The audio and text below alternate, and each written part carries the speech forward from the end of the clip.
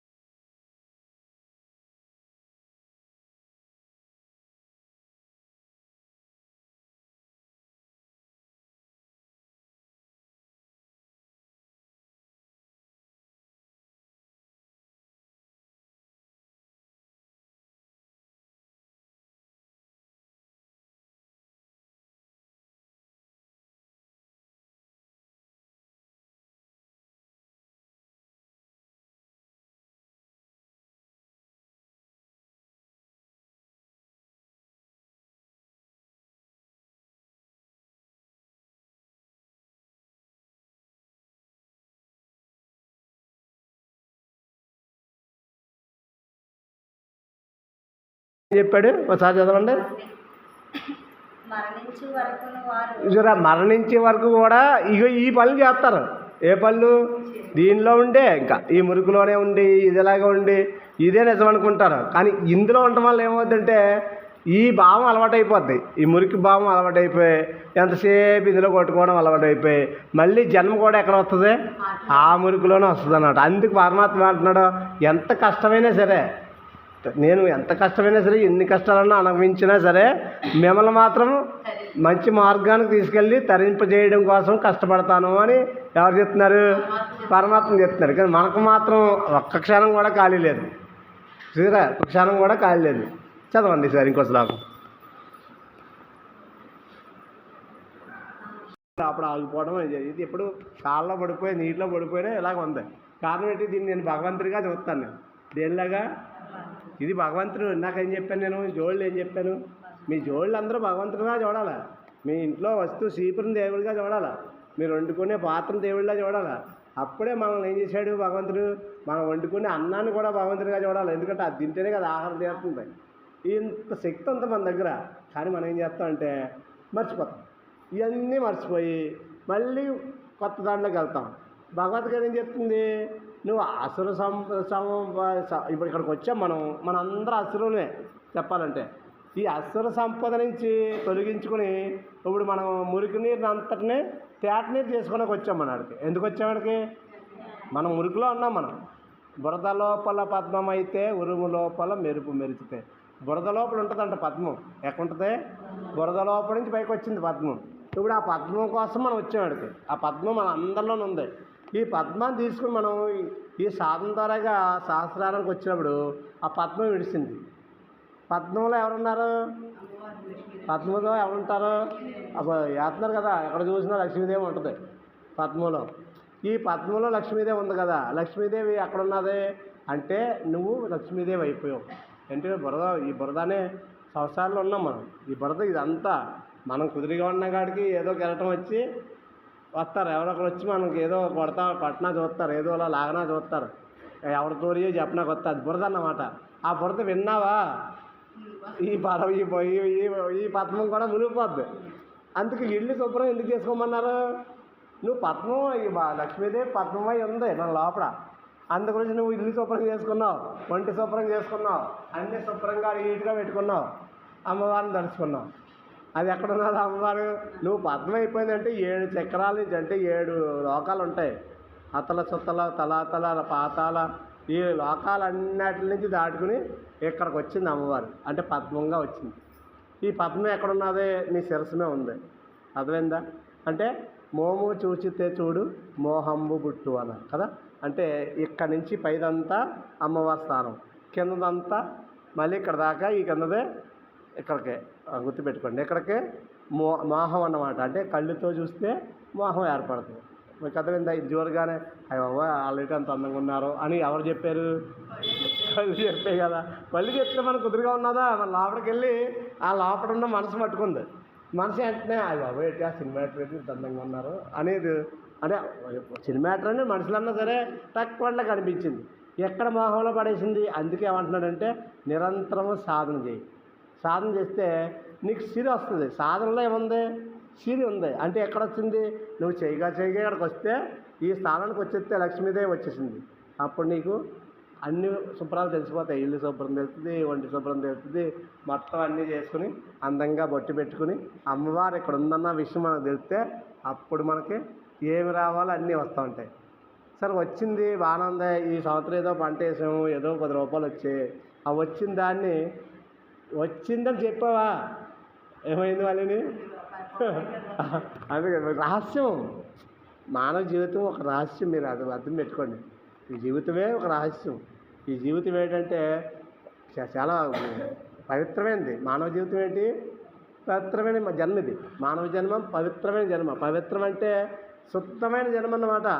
ఇప్పుడు శుద్ధమైన నీరు అంటాం కదా. శుద్ధమైన నీరు కొబ్బరికాయ నీళ్ళు ఏంటంటారు? శుద్ధ జలం. ఆ నీళ్ళనే అభిషేకం చేస్తాం. శుద్ధ జలం కాబట్టి దాంట్లో కల్తీ లేదు. ఇంకా ఈ మానవ జీవితం కూడా కల్తీ లేని జీవితం ఇది. కానీ ఎక్కడ కల్తీ వచ్చింది? ఈ అసుర భావాలన్నీ మన లోపల కొత్తలో మనం మురికిలోకి వెళ్ళిపోయాం. అంటే శుద్ధ జలంలో మురికి వచ్చింది. ఇప్పుడు బట్టలు ఉన్నాయనుకోండి, మన బట్టలు ఉన్నాయి, ఇది ఉతికితే ఇలా చూసాం కదా, ఉతికితే మామూలుగా ఉతికాక కొంచెం మురికి వదులుతుంది. అదే సబ్బు పెడితే ఇంకా అవుతుంది. మరి ఎలా వచ్చింది ఇందులోంచి అంటే అంటుకొని రాదు, ఎంత పెట్టినా రాదన్నమాట. మీకు బట్టలో మురికి రావడమే ఎంత కష్టమో, ఈ కష్టాల నుంచి బయటికి రావడం కూడా అంత కష్టం. ఎందుకంటే మురికి మనం అంటించేసుకున్నాం కదా, బురద నుంచి బయటికి రావాలి, పద్మగా రావాలంటే ఇవన్నీ వదిలించుకోవాలి. వదులుతాయి అంటే ఖచ్చితంగా వదలం. ఎక్కడ వదిలితే సాధన చేస్తే వదులుతాయి, లేకపోతే వదలం. ఎందుకంటే నీ మనసు నీకు ప్రశాంతం అవనప్పుడు ఏం పట్టుకున్నా, ఎన్ని పూజలు చేసినా, ఎన్ని దేవాలయాలు తిరిగినా, ఎన్ని యాత్రలు చేసినా కాడికి ఈ లోపల ఉన్నది మాత్రం ఖచ్చితంగా వదలదు. ఎప్పుడు అవుతుంది? నీ మనసు ఎక్కడికి వెళ్ళకుండా కనీసం 10 నిమిషాలు మనసుని ఏకాగ్రత చేసుకోవాలి. నీ మీరు కలిగేసిందని కాదు, మనం చెప్తారు 10 నిమిషాలు ఏమన్నారో 10 నిమిషాలు చేస్తాను, తర్వాత అన్నీ చేస్తా అంటే అవ్వదు. ఈ మురికి వదిలే. మరి బట్టకే చూడండి, ఇప్పుడు తెల్లగానే ఉంది, ఉతికితే మరి మురికి వస్తుంది, రాదంటరా? అంటే మనం ఎంతో స్వచ్ఛంగా ఉన్నాం, మన జీవితం ప్రతి ఒక్కరు మంచి అందంగా స్వస్థంగా ఉన్నాం. మన అందరూ కూడా నాకేం పర్లేదు, నేను స్వస్థంగానే ఉన్నాను, రోజు పూజలు చేస్తాను, రోజు దేవుడికి 10 కొబ్బరికాయలు కొడతాను, అవి ఏమీ అవసరం లేదు ఆయనకి ఏమని. నీ మనసు మాత్రం శుద్ధంగా ఉందా లేదా అంటే, శుద్ధం ఉందా లేదా ఎవరు తెలియాలా? నాకు తెలుసుదా? నా మనసు నాకు తెలుస్తుంది, నీ మనసు నాకేం తెలుస్తుంది, ఎవరి మనసు ఎవరు తెలుస్తుంది? అందుకే శుద్ధంగా తయారు చేయడం కోసమే భగవద్గీత అన్నమాట. మనల్ని ఎందులో ఉన్నాం? మనం మురికిలో ఉన్నాం. ఇప్పుడు మన జీవితాలన్నీ మురుకు నుంచి బయటికి రావడం కోసం ఇగో ఇది తేటనీరుగా తయారు చేసుకోవడం కోసం వారానికి ఒకనాడు సత్సంగం పెట్టుకున్నాం. అది కూడా మనం ఏం చేస్తున్నాం? నచ్చితే పెట్టుకుందాం అంటున్నాం, నచ్చకపోతే మానేద్దాం అంటున్నాం. అది కూడా మన ఇష్టమే అన్నాడు భగవంతుడు. చూసారా ఎవరిష్టం అది? అంతర్కరణ శుద్ధి. తత్వజ్ఞాన ప్రాప్తికై జ్ఞానయోగమునందు నిరంతర దృఢస్థితి, సాత్విక దానము, ఇంద్రియ నిగ్రహము, భగవంతుని దేవతలను గురుజనులను పూజించుట, అట్లే అగ్నిహోతాద్రి ఉత్తమ కర్మాచరణము, వేదశాస్త్రముల పాఠనములు మరియు భగవంతుని నామ గుణకీర్తనములు, సుధర్మాచరణమునందరి కష్టములకు ఓర్చుకొనుట, శరీరేంద్రియకరణ సరళత్వము, ఆర్జవము. ముందేం చెప్పాడు? ఫస్ట్నే మనకు నిర్భయం ఉండాలి ముందు. అంటే నాకు భయం లేదు. ఎప్పుడు భయం ఉండదు? ఎప్పుడు భయం ఉండదు చెప్పండి? మనం ఎవరిని ఏమనం కాబట్టి మనం ఎక్కడికన్నా భయం లేదు. అది ఏదన్నా తేడా చేసినా, ఏదన్నా అన్నా, ఏదన్నా ఉందా మనకు భయం వేస్తూ ఉంటుంది కదా. ఇప్పుడు ఎవరింటికన్నా వెళ్ళాలనుకో భయపడతాం. ఎందుకంటే వాళ్ళు ఎప్పుడన్నా అన్నం కాబట్టి మన చుట్టాలే ఎప్పుడు ఏదో అనేసాం, అన్నం కదా ఏదన్నా వస్తుందేమో అని అనిపిస్తుంది. అది అందుగురించి ఏం చెప్తున్నాడు? ఫస్ట్ చెప్పింది ఏంటి? మనిషికి ఉండవలసింది. మరి నిర్భయత్వం ఎలా వస్తుంది? అది మనకు ఆలోచన పెట్టుకోవాలన్నమాట. అంటే నిర్భయత్వం ఎలా వస్తుందంటే, మనం ఎవరిని ఏమనకుండా ఉన్నదప్పుడు వస్తుంది. మనం నిర్భయత్వం దేని ద్వారా వస్తుందంటే, మనం చేతుల ద్వారా కూడా చేయొచ్చు. అంటే వస్తువులు తీయడం, లేకపోతే ఏదన్నా చేతుల కంటే ఎక్కువ మాటల ద్వారాగానే బాధ వస్తుంది ఎదుటోళ్ళకి. మనం వెళ్ళినప్పుడు కూడా వాళ్ళు మనల్ని ఏమన్నా అంటారేమో అనే ఒక భయం మనలో ఆవిడ పడుతుంది. అందుకు ఏమన్నాడు? ఫస్ట్ చెప్పింది భగవద్గీతలో నేర్చుకోవాల్సింది నిర్భయం, అంటే భయం లేకుండా ఉన్నది నేర్చుకోమన్నాడు. తర్వాత ఏం చెప్పాడు? అంతర్కరణ శుద్ధి. అంటే బయట స్నానం చేసి పసుపు రాసుకుని వాళ్ళంతా అన్నీ చేసుకుని సెంట్లు కొట్టుకుని పౌడర్ రాసుకుని అన్నీ చేస్తున్నాం కదా, ఇది బయట శుద్ధి అన్నమాట. అంటే ఎవరన్నా చూడగానే బాగున్నారో అనిపించుకోవడానికి. ఇది నా కోసం కూడా కాదు. నేను ఇవన్నీ చేస్తున్నా అంటే ఎవరి కోసం అంటే మనం అనుకోవాలా. ఎవరి కోసం అంటే ఎదుటోళ్ళు చూసినప్పుడు మనం బాగుండాలి కదా అని తయారవుతున్నాం. మరి ఎదుటోళ్ళు చూడటం అవసరమా కదా? అప్పుడు అవసరం లేదు కాబట్టి అప్పుడు ఏమనిపిస్తుంది మనకి? ఎలా అన్నా పర్లేదు, చూడవలసింది ఎవడో ఉన్నాడు ఒకడు, మన అందరికీ ఒకడు. ఆడి కోసం మనం తయారవ్వాలి. అందరూ చూస్తారండి. ఇప్పుడు చాలామంది ఏం చేస్తారంటే సామీజ్యాలు అందరూ పెద్ద పెద్ద మెల్లో రుద్రాక్షల దండ వేస్తారు. నన్ను చాలామంది అడిగారు, ఏంటి ఇంత చిన్నది వేసుకొస్తున్నారు కనిపించి అన్నానండి. నాకు ఎవరి కోసం వేయాలి అసలు? ఎవరి కోసం వేయాలా? నా కోసం నేను చేసుకుంటున్నాను. నీ కోసం అయితే నేను చేయను. నీ కోసం చేయడం మొదలెట్టానంటే నాకు మళ్ళీ చాలా వస్తాయి. మళ్ళీ అందరూ ఇలాగుంటే కాదండి, ఇలా ఉంటే ఇంకా బాగుంటుంది కదా అంటారు. అక్కడి నుంచి చెప్పేవాళ్ళు ఎక్కువ వస్తారు. అంటే మనం చెప్పేది వినరు, మనకు చెప్పేవాళ్ళు ఉంటారు కదా. అప్పుడు ఏం చెప్పాడు ఇక్కడ? లోపల శుద్ధి చేసుకోమన్నాడు. అంటే లోపల శుద్ధి అంటే ఏంటి? మనం ప్రతి పని మీద లోపలమే పెట్టుకోవాలి. ఇప్పుడు మనం ఏదైనా పని చేయాలనుకుంటున్నాం, ఇంట్లో పని చేయాలనుకునేటప్పుడే మనం లోపల ఆలోచించుకోవాలి. అప్పటికప్పుడు చేయడం కాదు, లోపల ఆ పని కోసం ఆలోచించుకోవాలి. లోపలికోసారి వెళ్ళి ఈ పని ఇలా చేయాలి, ఈ పని ఇలా చేయాలంటే అప్పుడు మనం ఒక మాట అనుకున్నాం. ఏంటనుకున్నాం? శుభ్రానికి అర్థం లేదు కదా. శుభ్రం అనే దానికి అర్థం లేదు, కానీ శుభ్రం అనే దానికి మనసు, మనసే శుభ్రం ఉంటుంది. అంటే శుభ్రంగా ఉన్న వస్తువుని చూడగానే మన మనసు ఎంతో ప్రశాంతంగా ఉంటుంది. ఈ గుడి బాగా కడిగి శుభ్రం చేసాం, చూడగానే ఏమనిపిస్తుంది? అబ్బా భలే ఉన్నది అనిపిస్తుంది. ఎక్కడికి వెళ్తాం? ఆ చెట్టు కింద శుభ్రం మంచిగా నీట్గా ఉంటుంది, చూడగానే అబ్బా చెట్టు కింద చాలా బాగుంది అనిపిస్తుంది. అంటే ఏంటి? మన మనసుకి ఏదైతే ఆహ్లాదకరం అంటే లోపల అంతర్కరణ ఇంద్రియాల్లోకి లోపలికి వెళ్ళిపోవాలి. మనం వెళ్ళిపోతే అంతర్కరణ శుద్ధి ఏది చూసినా మనకి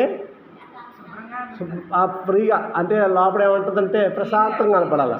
ప్రశాంతం ఎప్పుడు వస్తుంది? మన లోపల ఇంద్రియాలు శుభ్రంగా ఉంటాయి. అంటే మన లోపల మనసు క్లీన్గా ఉండాలి. అంటే మనం ఎవరి మీద ఒకలాగా ఉండాలి. నా చుట్టాలని ఒకలాగా, ఇంకొకరు అని ఇంకొకలాగా, మన పిల్లలు